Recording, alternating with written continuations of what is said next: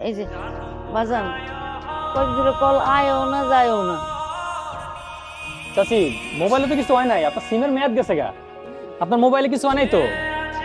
আপনার সিমের মেয়াদ গেছিল গা, রিচার্জ করে দিছি, এখন থেকে ফোন আইবো যাইবো। তুমি অনেক ভালো বাজান, আল্লাহ তোমার ভালো করুক। আকি চাচি। আচ্ছা চল।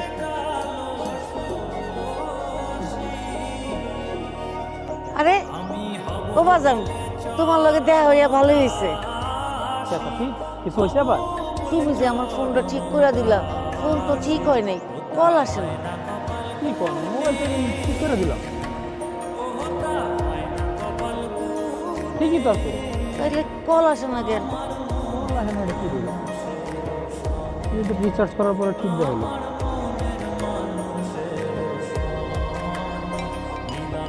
এই যে কল আছে তো চাচি।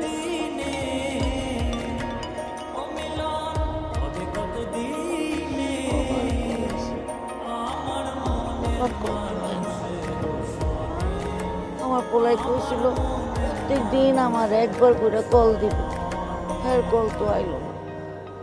ও বাজান, তুমি মনে হয় ফোনটা ভালো করে ঠিক করতে পারো নাই। আমি এটা নিয়ে বাজারে যাই, হ্যাঁ 5,000 টাকা লাগলে লাগুক, আমার পোলাই মনে হয় আমার কল দিয়া পাইতেছে না, আমার যাওন লাগবে।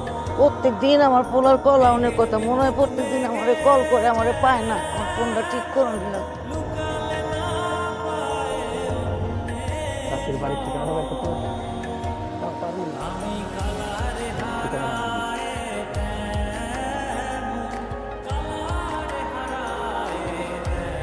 আপনি এখানে?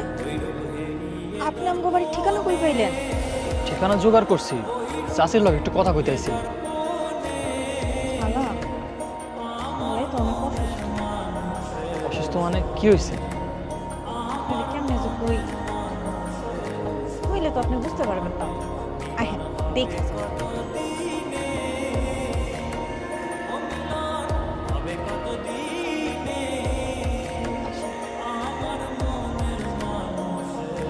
আমার মনে হয় তুমি দেখতে পাবো না।